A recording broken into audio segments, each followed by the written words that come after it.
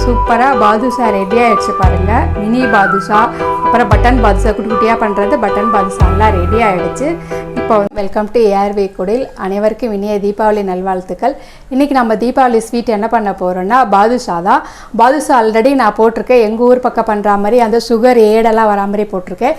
இன்றைக்கி குட்டி குட்டியாக மினி பாதுஷா இல்லை பட்டன் பாதுஷான்னு சொல்லுவோம் இல்லையா, அதுதான் எப்படி பண்ணுறதுன்னு பார்க்கலாம் வாங்க. என்னென்ன பொருட்கள் தேவைன்னு பாதுஷா பண்ண தேவையான பொருட்கள் நான் வந்து 2 கப்பு மைதா எடுத்து வச்சுட்டுருக்கேன். 1 டேபிள் ஸ்பூன் அளவு தயிர், ஒரு 1/4 டீஸ்பூன் அளவு பேக்கிங் சோடா, கொஞ்சமாக உப்பு, வெண்ணெய் எடுத்துக்கல. இன்றைக்கி நான் வந்து நெய் போட்டு தான் பண்ண போகிறேன். நெய் எடுத்து வச்சுட்ருக்கேன், பொரிக்கிறதுக்கு எண்ணெய், சர்க்கரை வந்து 2 கப்பு எடுத்துருக்கேன். இப்போ நான் வந்து 2 டேபிள் ஸ்பூன் அளவு நெய் விட்டுக்கிறேன். ஏன்னா நம்ம வெண்ணெய் சேர்த்துக்கலாம், வெண்ணெய் இல்லை அப்படின்னா நெய் சேர்த்துக்கலாம். அது கூடயே பார்த்தீங்கன்னா தயிர் எடுத்து வச்சுட்ருக்கேன்ல, அதையும் இதில் சேர்த்துப்போம். அப்புறம் சோடா உப்பு, அப்புறம் உப்பு, இதெல்லாம் சேர்த்து இந்த கைகள்னால் இப்படி நல்லா அடித்து எடுத்துக்கலாம்.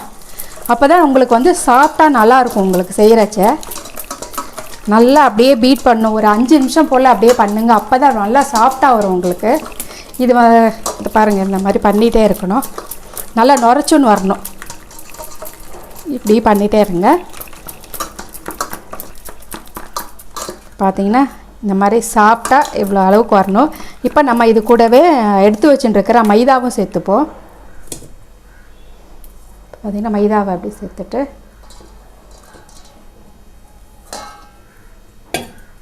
நீங்கள் வந்து உடனே தண்ணி விட்டு செய்யக்கூடாது. நல்லா மாவோடு இதெல்லாம் சேர்ற மாதிரி அப்படியே உதிரி உதிரியாக வரணும். அந்த மாதிரி நல்லா பிசைஞ்சு எடுத்துக்கங்க. நல்லா உதிர்ந்து வரணும் மாவோடு அப்படியே கொட்ட. ரொம்ப அழுத்தி பிசையக்கூடாது, கொஞ்சம் சாப்பிட்டா இந்த விரல்களால் மட்டும் எப்படி பண்ணணும்.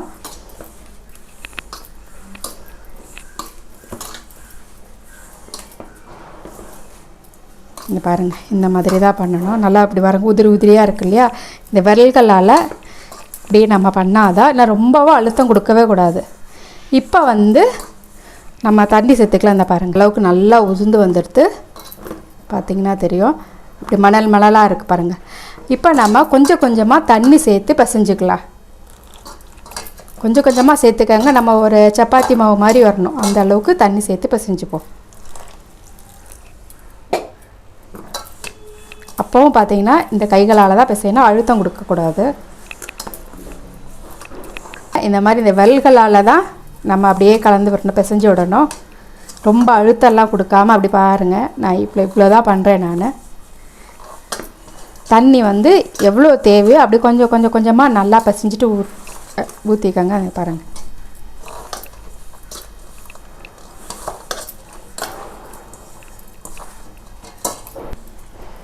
பார்த்தீங்கன்னா மாவு வந்து நல்லா பிசைஞ்சாச்சு. இந்த அளவுக்கு பிசைஞ்சிருக்கோம் பாருங்கள், சாஃப்டாக இருக்குது. இப்படி நம்ம பண்ணும்போது இப்படி அந்த லேயர் மாதிரி அப்படி இழுத்துன்னு வரணும்,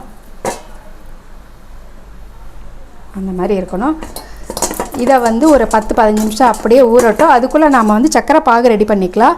இதில் லேசாக நெய் மட்டும் போட்டு, ஏன்னா மாவு காயாமல் இருக்கிறதுக்காக தான் லேசாக நெய் மட்டும் போட்டு அப்படியே ஒரு தட்டு போட்டு மூடி வச்சிடலாம். இது அப்படியே இருக்கட்டும், 10 நிமிஷம் அப்படியே இருக்கட்டும். நம்ம மூடி வச்சிடுவோம். பற்ற வச்சுட்டு நம்ம சக்கரை பாகு ரெடி பண்ணுவோம். இதில் 2 கப் சக்கரை எடுத்துகிட்டு இருக்கு இல்லையா, இதை பார்த்தீங்கன்னா 3 கப்பு அளவு தண்ணி விட்டுருக்கு. உங்களுக்கு வந்து இதுக்கு பாகு அதெல்லாம் தேவையே கிடையாது. கொஞ்சம் பிசு பிசுப்பு பாகு வந்தால் போகிறோம், அப்படியே பிசு பிசுப்பாக இருந்தால் போகிறோம். நான் ஃபஸ்ட்டு என்னோடய வீடியோவில் வந்து போடும்போது எங்கள் ஊரில் எங்கள் அப்பா வந்து மேலே அந்த சக்கரை பாக்கு ஏடாக இருக்கும், அந்த மாதிரி தான் பண்ணுவோம். அதனால் ஒரு கம்பி விட்டு பண்ணியிருக்கேன். இது வந்து அப்படி பண்ண வேண்டாம், நம்ம அப்படி பிசு பிசுப்பு தன்மை வரா மாதிரி நம்ம பார்த்துப்போம்.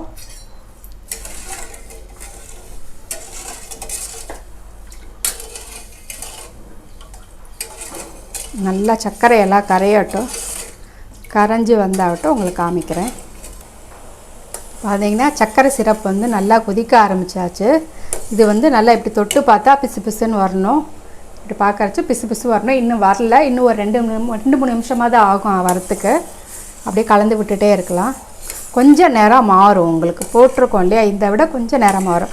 அந்த டைமில் வந்து நம்ம ஸ்டவ் ஆஃப் பண்ணி தனியாக எடுத்து வச்சுக்கலாம். நம்ம இந்த பிசுபிசுப்பு பாகு சொல்லுவோம் இல்லையா, பிசுபிசுப்பு பாகு தன்மைக்கு முன்னாடி அப்படி பிசுபிசுப்பு தன்மை வந்துடுச்சு. இந்த ஸ்டேஜில் வந்து நம்ம ஸ்டவ் ஆஃப் பண்ணிக்கலாம்.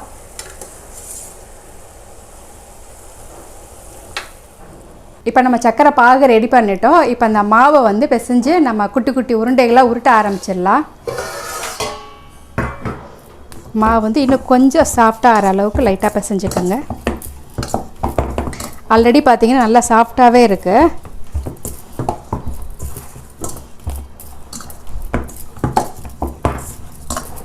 இப்போ நம்ம குட்டி குட்டி பாலாக எவ்வளோ உங்களுக்கு வேணுமோ, நான் வந்து கிட்டத்தட்ட ரொம்ப மினியாக பட்டன் பாதுஷா மாதிரி தான் பண்ணுறேன். நல்லா இப்படி எடுத்துகிட்டு பண்ணிவிட்டு லேசாக இப்படி ஒரு அழுத்தினாலே போகிறோம். உங்களுக்கு பெரிய சைஸ் வேணுன்னா நீங்கள் பெருசாகவும் பண்ணிக்கலாம். அவ்வளோதாங்க. இதை நம்ம அப்படியே எடுத்து வச்சுருவோம். அடுத்தது பண்ண ஆரம்பிச்சிடலாம். எந்த சைஸுக்கு வேணுமோ அந்த சைஸுக்கு நல்லா நீங்கள் உருட்டிக்கோங்க. இப்படி வச்சு நல்லா உருட்டிட்டு ஒன்று வேணாம் இப்படியே நீங்கள் பண்ணிக்கலாம். அவ்வளோதான். அப்படியே நீங்கள் பண்ணி எடுத்து வச்சுக்கோங்க. ஒன்று இன்னொன்று பண்ணுறேன்.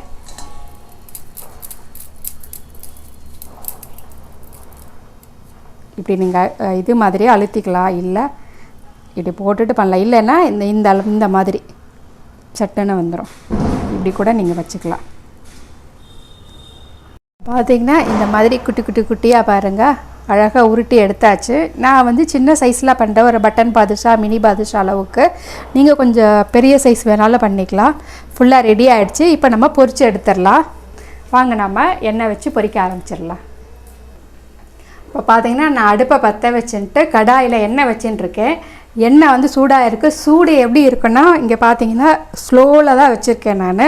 ஏன்னா உள்ளேயும் உங்களுக்கு வேகணும், வெளியிலையும் வேகணும். நீங்கள் ரொம்ப ஹையாக வச்சுட்டிங்கன்னா மேலே வெந்துடும், அப்படியே வந்து உள்ளுக்குள்ளே வந்து அப்படியே மாவாக இருக்கும். இப்போ நம்ம ஒன்றா போட்டு பொரித்து எடுத்துடலாம்.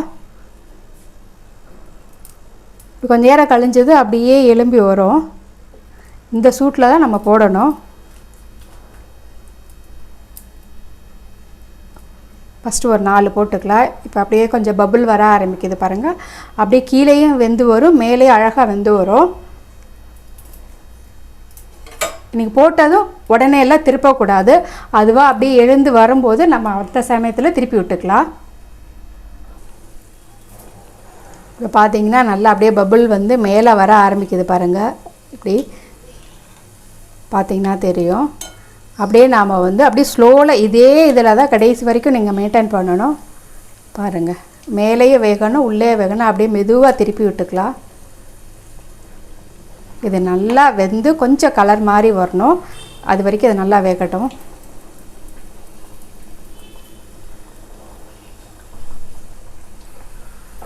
இப்போ பார்த்தீங்கன்னா நல்லா அப்படியே 2 பக்கமும் பார்த்தீங்கன்னா நல்லா இந்த கலருக்கு இந்த லெவலில் வரணும். கறிக்காய் விட்டுறக்கூடாது.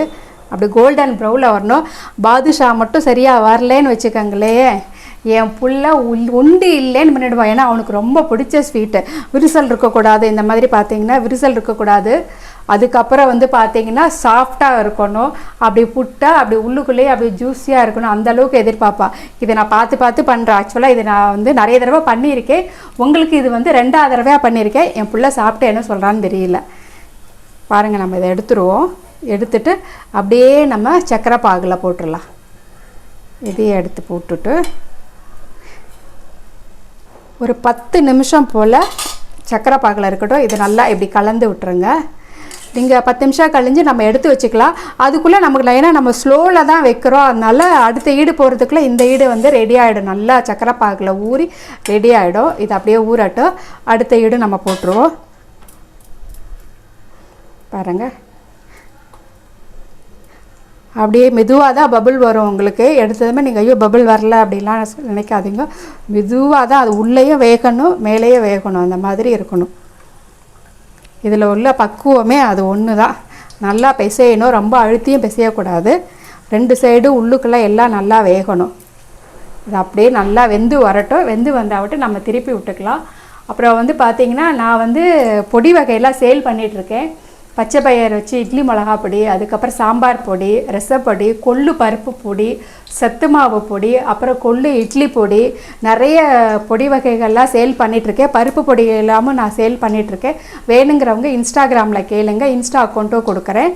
இது ஒரு 5 நிமிஷம் கழிஞ்சு பார்க்கலாம். எப்படி உங்களுக்கு ஒரு 5 நிமிஷமாவது ஆகும் அது 2 பக்கமும் வெந்து வரத்துக்கு.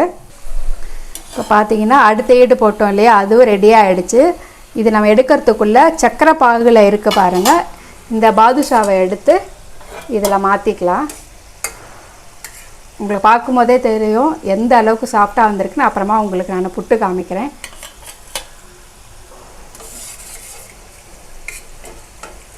அப்படியே எடுத்து வச்சுருவோம்.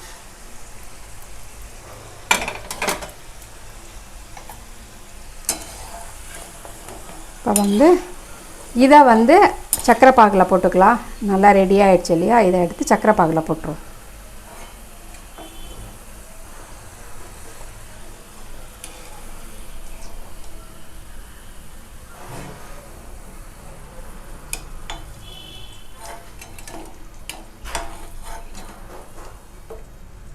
போட்டுட்டு நல்லா கலந்து விடுங்க. அப்போ தான் சக்கரை பாகு ஃபுல்லாக இறங்கும். ஒவ்வொரு ஏடு பண்ணுறச்ச போட்டுட்டு நல்லா கலந்து விட்டுடும்.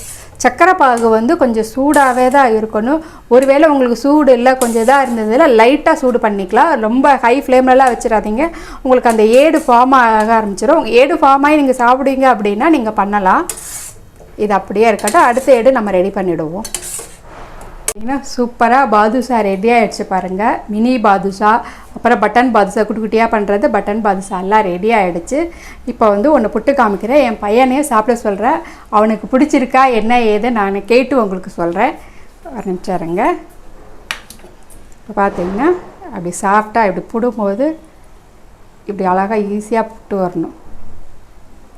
பையன் சாப்பிட்டு பார்த்தா பாதுஷா சூப்பராக வந்திருக்கு அப்படின்னா உங்களுக்கு இந்த வீடியோ பிடிச்சிருந்தா மறக்காமல் லைக் பண்ணுங்கள், ஷேர் பண்ணுங்கள், சப்ஸ்கிரைப் பண்ணுங்கள். பாதுஷாவோட தீபாவளியை கொண்டாடுங்க. இனிய தீபாவளி நல்வாழ்த்துக்கள். இன்னொரு வீடியோவில் சந்திக்கிறேன். பாய்.